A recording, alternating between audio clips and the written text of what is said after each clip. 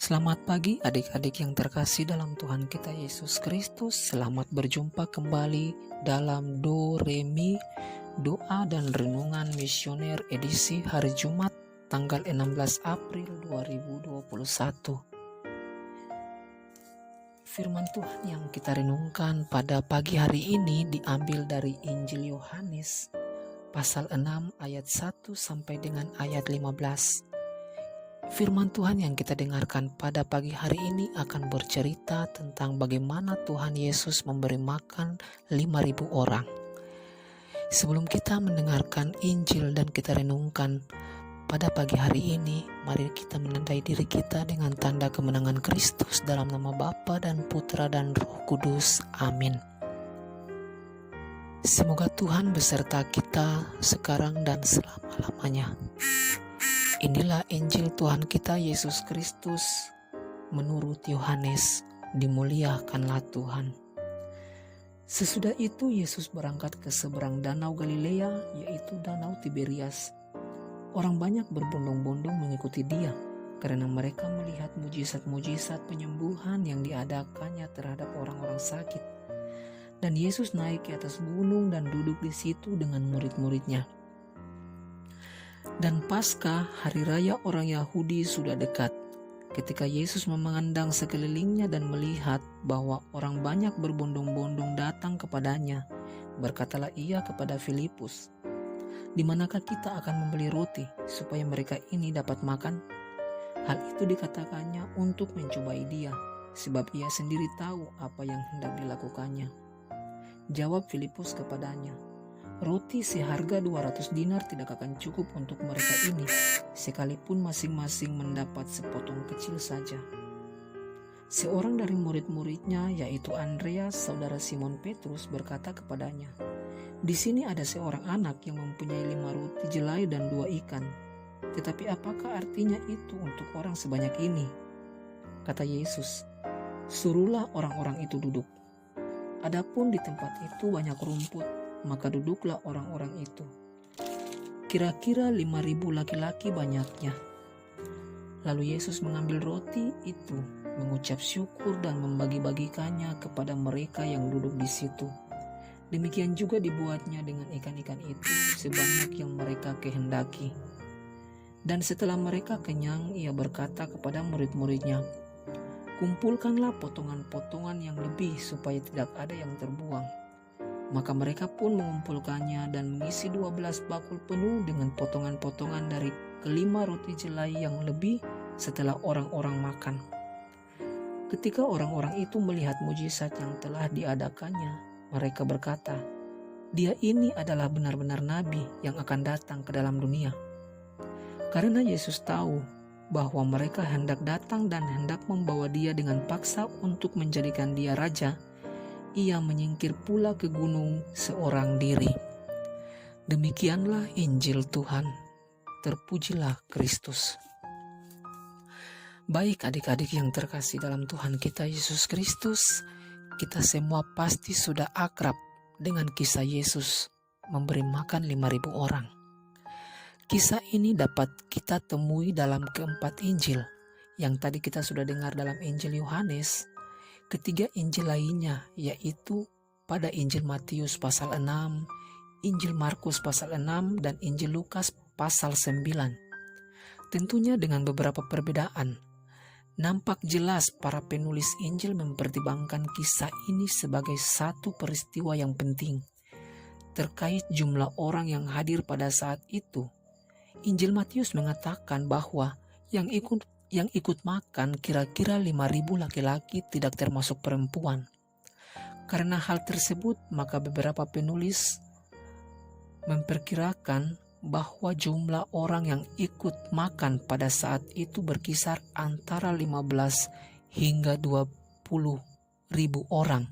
Adik-adik bisa bayangkan, Tuhan Yesus memberi makan 15 hingga 20.000 orang. Nah, orang-orang itu berasal dari berbagai latar belakang dan sedang dalam perjalanan dari tanah atau daerah asalnya untuk mencari penghidupan di tempat lain. Mereka pergi meninggalkan daerah asalnya karena wabah kelaparan dan kesulitan ekonomi serta tekanan hukum. Mereka adalah orang-orang yang dianggap sampah masyarakat, para buruh harian, dan orang-orang yang telah melihat mujizat yang dilakukan Yesus. Dalam kesukaran hidup seperti kehadiran Yesus dengan karya dan mujizatnya memberikan secercah harapan. Tetapi di antara mereka ada pula orang-orang Yahudi yang sedang dalam perjalanan menuju Yerusalem untuk merayakan Paskah. Orang-orang itulah yang diberi makan dan dikenyangkan oleh Yesus dengan melakukan mujizat terhadap 5 roti dan 2 ikan. Sesungguhnya terdapat beberapa pesan yang dapat ditangkap dari kisah ini. Yang pertama adalah kepedulian. Injil Matius menggambarkan bahwa situasi saat itu sudah demikian sunyi dan hari mulai menjelang malam. Yesus dan para murid dan tentunya juga semua orang yang telah mengikuti mereka untuk mendengarkan pengajaran dan mendapatkan kesembuhan telah merasa lelah. Murid-murid meminta Yesus untuk menyuruh orang-orang itu pergi, mencari tempat penginapan dan makanan di desa-desa sekitar. Menanggapi permintaan para murid, Yesus malah menjawab, "Tidak perlu mereka pergi, kamu harus memberi mereka makan." Disinilah letak pesan pertama, yaitu kepedulian, bahwa Yesus peduli terhadap masalah yang dihadapi oleh para pengikutnya, dan ia ingin para murid memiliki kepedulian yang sama. Bukan hanya itu adik-adik, Tuhan Yesus melalui mujizatnya melengkapi dan memampukan para murid untuk mewujud nyatakan kepedulian menjadi satu tindakan berbagi. Dapat dipastikan, para murid sebelumnya terkejut mendengar perintah Yesus. Mereka merasa tidak mampu dan tidak memiliki cukup makanan dan sumber daya lainnya untuk memberi makan ribuan orang yang hadir saat itu. Mereka berkata, "Yang ada pada kami di sini hanya 5 roti dan 2 ikan." Tetapi apakah artinya itu untuk orang sebanyak ini? Nah, Yesus meminta para murid menyerahkan kepadanya 5 roti dan 2 ikan tersebut. Dan terjadilah hal yang menakjubkan, yaitu bagaimana Tuhan Yesus memakai sesuatu yang kecil atau sedikit. Dalam kasus ini adalah 5 roti dan 2 ikan menjadi berkat bagi ribuan orang yang hadir pada saat itu. Melalui kuasanya, jumlah makanan yang sedikit tersebut mampu mencukupi dan mengenyangkan ribuan orang yang hadir. Bahkan masih tersisa 12 bakul penuh makanan. Sesungguhnya terdapat beberapa penafsiran terhadap kisah ini. 2 di antaranya dijelaskan berikut ini. Yang pertama, mujizat terjadi adalah bahwa 5 roti dan 2 ekor ikan tidak habis ketika dipecah-pecahkan oleh Yesus, hingga semua orang di sana dapat makan hingga kenyang. Dan bukan itu saja, seperti yang telah disampaikan sebelumnya, masih tersisa 12 bakul penuh berisi makanan. Dengan kata lain, melalui kuasanya, Yesus memang melipat gandakan kuantitas dari makanan tersebut. Yang kedua yaitu bahwa mujizat terjadi dalam hati setiap orang yang berkumpul di sana. Berdasarkan tafsiran, orang-orang yang hadir saat itu adalah orang-orang yang sedang melakukan perjalanan. Karena hal itu, maka sangat mungkin mereka membawa bekal yang cukup bagi diri mereka. Ketika orang-orang tersebut melihat peristiwa yang terjadi, hati mereka kemudian digerakkan oleh kasih persaudaraan dan sukacita untuk saling berbagi dan memberikan berkat. Mereka mau membuka bekal dan berbagi dengan orang yang ada di sekitar mereka. Nah, apapun tafsirannya, kisah Yesus memberi makan ribuan orang mengajarkan kita untuk tidak berhenti berbuat baik. Karena kita merasa apa yang kita miliki tidak cukup untuk berbuat, kita diajar untuk menghargai apa yang kita miliki, sekecil atau sedikit apapun itu, dan menggunakannya untuk menjadi berkat bagi sesama.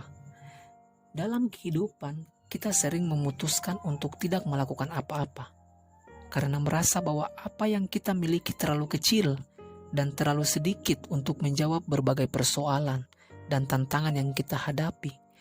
Hal ini terjadi karena pikiran kita hanya berpusat pada diri kita. Kita gagal melihat keberadaan Tuhan yang dengan kuasanya mampu melakukan berbagai mujizat yang sering kita anggap mustahil. Hal yang sama terjadi dengan para murid. Mengacu pada peristiwa yang sama, Injil Yohanes menceritakan bagaimana reaksi para murid, khususnya Filipus dan Andreas terhadap permintaan Yesus. Para murid walaupun telah berada bersama-sama Yesus yang telah mendengar ajarannya dan melihat kuasa-kuasanya, namun ketika berhadapan langsung dengan persoalan dan tantangan, masih mengandalkan kemampuan dan hikmah manusianya. Nah, adik-adik yang terkasih, dengan kesimpulan dari firman Tuhan pada pagi hari ini adalah tentang kepedulian. Bagaimana kita tidak melihat sesama kita dengan persepsi dengan diri kita sendiri. Tidak memakai kata saya, melainkan memakai kata kita atau memakai kata kami untuk melengkapi firman Tuhan pada pagi hari ini. Semoga demikian. Marilah kita berdoa doa anak misioner. Tuhan Yesus, Engkau diutus Bapa menjadi berkat bagi dunia dan menjadi selamat bagi manusia. Utuslah kami anak-anak-Mu di Indonesia untuk menjadi sahabat yang kuat bagi yang lemah, sahabat yang rela berkorban bagi yang menderita payah, sahabat penghibur bagi yang sakit dan gelisah. Tuhan Yesus, kami pun ingin menjadi utusan-utusan kecil-Mu, teman setia bagi yang tersingkir, terlantarkan, teman bicara bagi yang kesepian terlupakan, sobat yang gembira bagi yang sedih dan susah, sobat penuh pengharapan bagi yang tak dicintai. Tuhan Yesus, utuslah kami ini dengan bantuan Roh Kudus-Mu menjadi garam dan ragi yang baik, menjadi terang dan obor cemerlang, membawa kegembiraan dan pengharapan. Tuhan Yesus, kuduskanlah badanku dan kuduskanlah jiwaku. Kupersembahkan diriku padamu hari ini. Berkatilah semua anak dimanapun juga. Berkatilah semua orang yang kami jumpai, siapapun juga. Amin. Bapa kami yang ada di surga, dimuliakan nama-Mu, datanglah kerajaan-Mu, jadilah kehendak-Mu di atas bumi seperti di dalam surga. Berilah kami rezeki pada hari ini dan ampunilah kesalahan kami, seperti kami pun mengampuni yang bersalah kepada kami, dan janganlah masukkan kami ke dalam pencobaan, tetapi bebaskanlah kami dari yang jahat. Amin. Salam Maria, penuh rahmat Tuhan sertamu, terpujilah engkau di antara wanita dan terpujilah buah tubuhmu Yesus.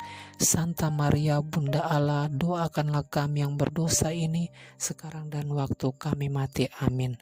Kemuliaan kepada Bapa dan Putra dan Roh Kudus, seperti pada permulaan, sekarang, selalu, dan sepanjang segala abad.